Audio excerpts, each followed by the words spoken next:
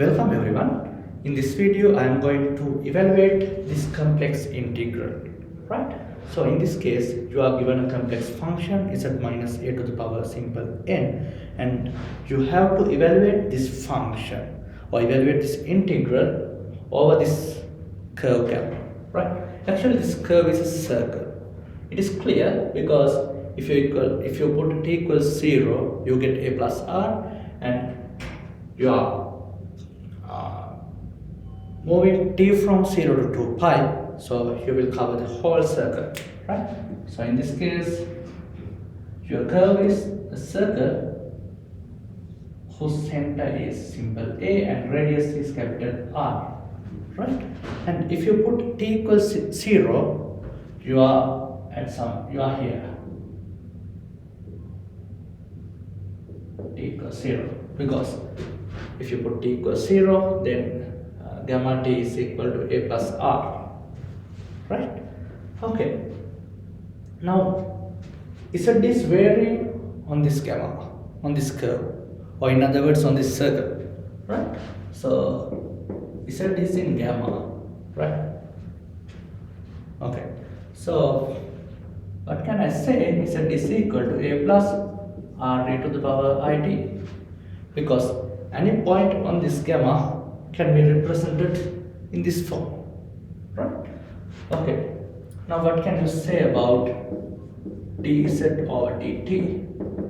This is equal to r e to the it, that is dz over dt, right? So that will give me dz is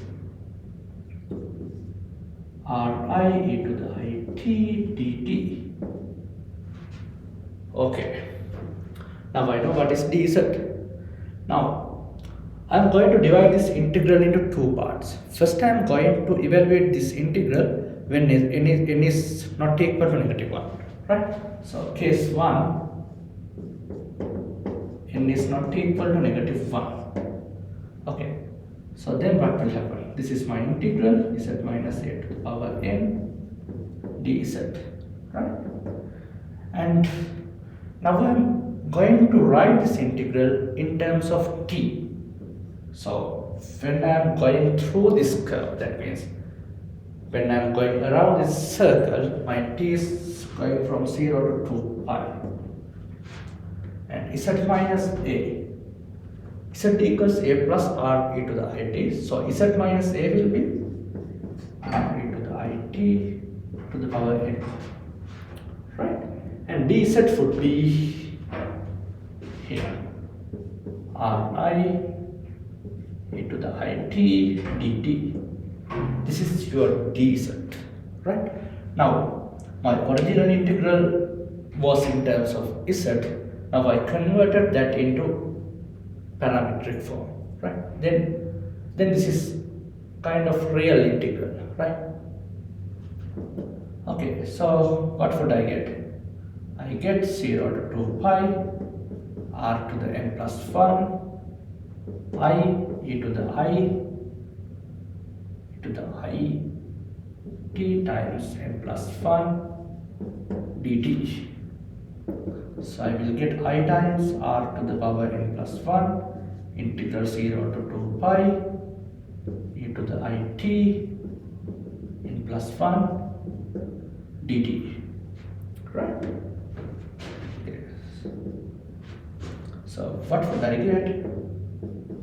I to the r to the power n plus 1, and I can express this e to the it n plus 1 as cosine plus sine, right? So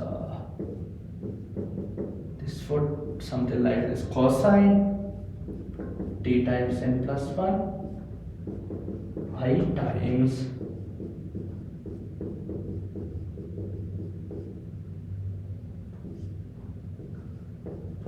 dt.